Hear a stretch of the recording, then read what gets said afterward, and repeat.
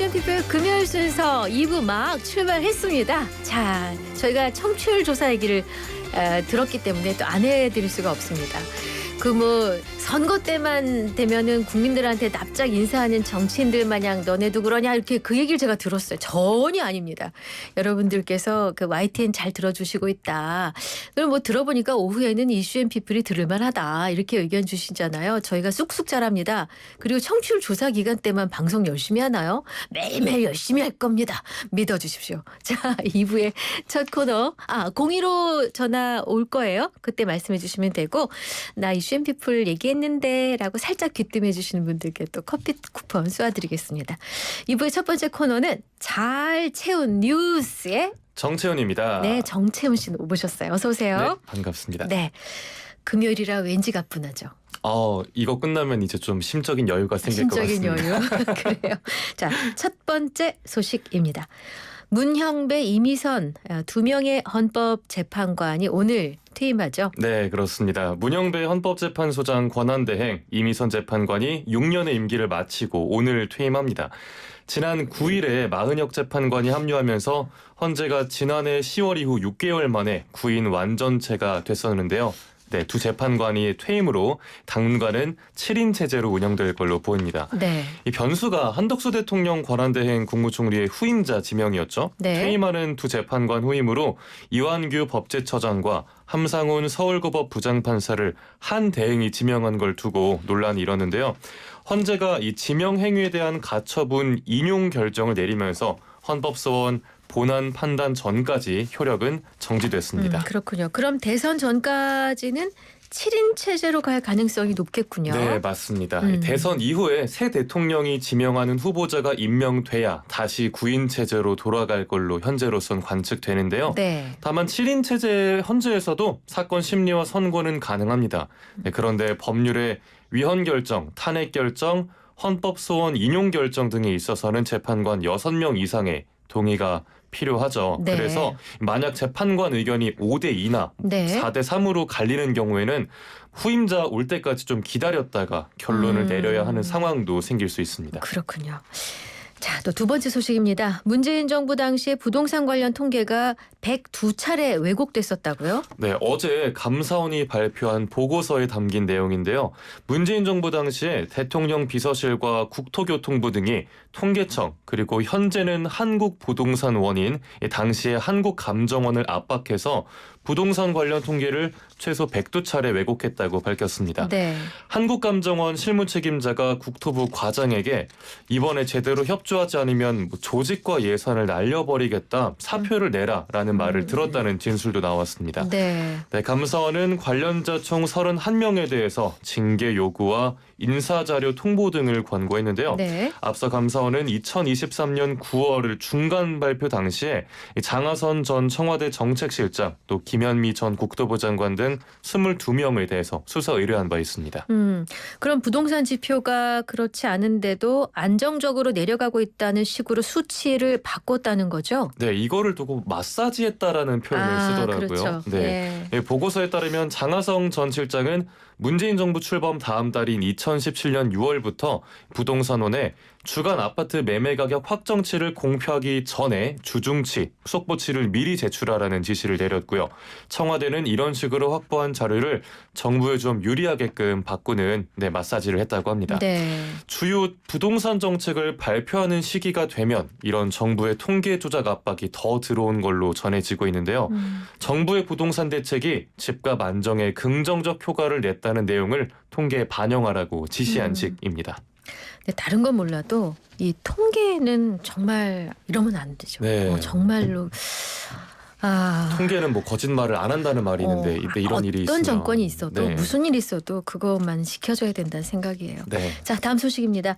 일부 대학생들이 스토킹을 희화화하는 듯한 영상을 올려서 논란이 됐다고요. 네, 맞습니다. 이 문제가 된 게 어두운 골목길에서 남성이 여성을 무작정 쫓아가는 일명 밤에 모르는 여자 집 바래다 주기 콘텐츠인데요. 네. 이 문제가 된 영상 화면을 보면은 아무도 없는 골목에서 남학생이 여학생을 뒤쫓아가는 모습이 나옵니다. 네네. 앞뒤 맥락 없이 남성이 여성에게 시선을 딱 고정한 채 뒤쫓아 달리는 모습, 네. 그리고 여성은 뒤돌아보지 않고 앞만 보면서 달리는 모습이 약 10초 동안 이어집니다. 네. 지금까지 나온 거에 의하면 고려대와 충북대, 한밭대 학생들이 이런 영상을 올렸는데요. 스토킹 성범죄를 연상시킨다는 논란이 일자 지금 영상은 내려간 상태입니다.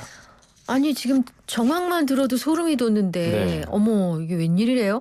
스토킹이 정말 심각한 사회 범죄인데다가 그로 인해서 이제 목숨을 잃은 피해자들도 실제 잇따랐고 맞아요. 그걸 재미 소재로 삼는다는 건 좀 이해가 안 가는데요. 저도 정말 같은 생각입니다. 도대체 어디가 웃긴 포인트인 건지도 모르겠고요. 네. 왜 이런 영상이 유행처럼 도는 건지도 이해가 도저히 안 가더라고요. 네. 이런 밤에 모르는 여자 짓바르다 주기 콘텐츠가 지난해 말에 틱톡을 중심으로 해외에서 먼저 유행을 했대요. 네. 이런 영상이 챌린지처럼 확산했고 제목 뒤에 번호를 붙여가면서 이 비슷한 영상물을 게시하는 게 하나의 놀이처럼 됐습니다. 참 성범죄 또 스토킹 피해자가 잇따르는 상황에 일부 네. 대학생들의 무분별한 행동이 나와서 많은 사람들의 공분을 사고 있는데요. 피해자의 고통스러운 기억을 환기할 우려가 크고 범죄에 대한 사회 감각도 둔감하게 하는 행위라고 전문가들도 강하게 지적하고 있습니다. 참 이런 일이 다시는 없으면 좋겠습니다. 일단 그거를 즐기는 친구들은 이거는 가짜다. 우리는 네. 즐기고 만든 거다라는 생각을 하고 놀이다라는 생각인 놀이다. 거죠. 예. 그런데 여성의 입장이 돼보진 않은 거죠. 맞아요. 그게 얼마나 예. 무서운지. 자, 다음 소식입니다.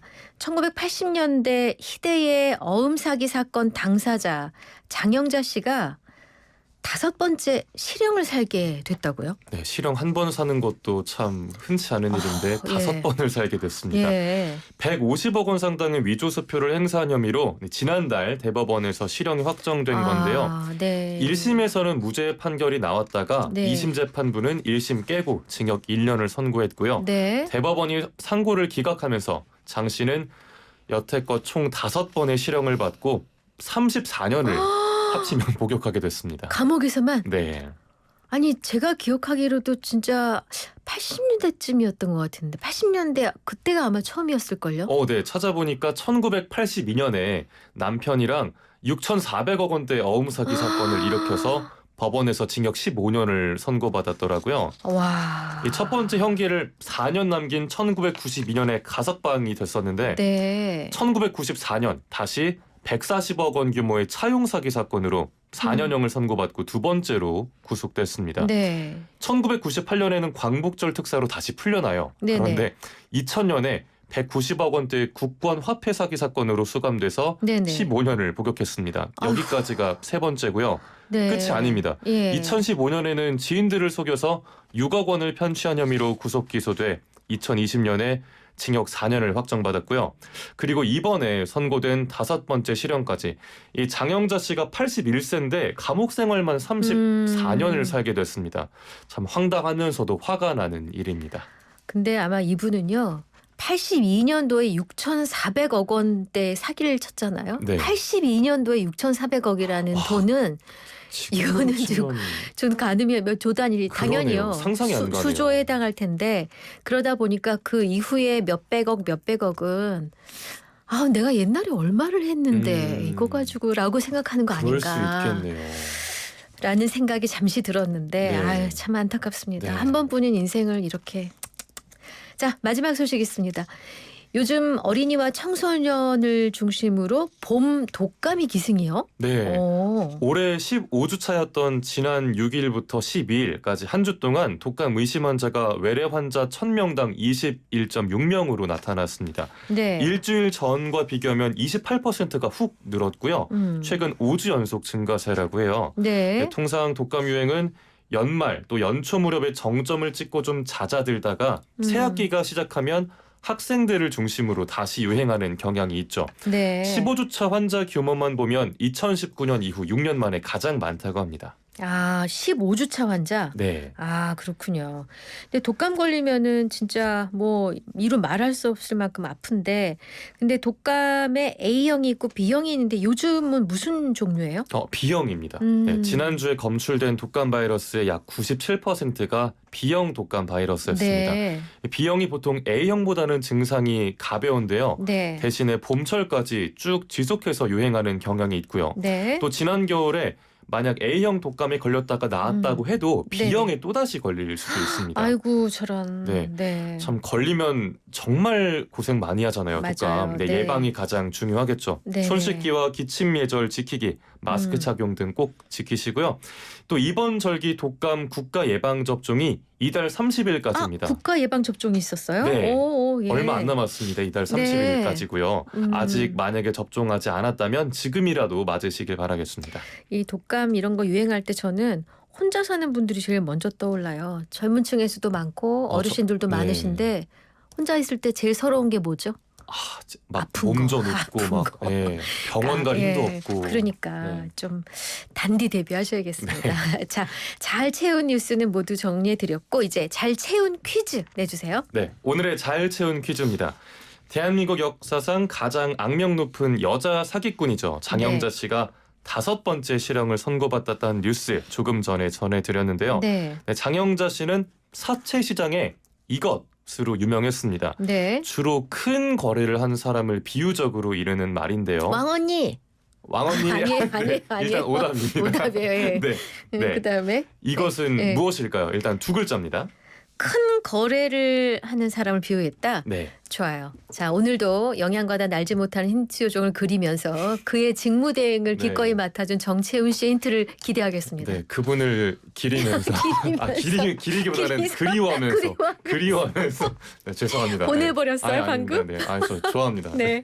네, 그리워하면서 네. 힌트를 드리겠습니다. 네. 일단 초성을 드리면 네. 키읔 시옷이고요. 네. 네, 그리고 보통 뭐 땡땡계 이것 이런 식으로 표현을 많이 하죠. 뭐 정치계 땡땡, 뭐 아니면 뭐 연예계 땡땡, 뭐 이런 식으로 많이 표현을 쓰는데 네. 이제 좀 결정적으로 드리면 네. 이 말이 유래를 보니까 네. 큰 손님에서 아. 유래했다라고 하더라고요. 아예 그냥 다 들이세요. 네, 네. 닮아가시네. 그분을 그리워하니까요. 그리워해서. 알겠어요. 두 글자입니다.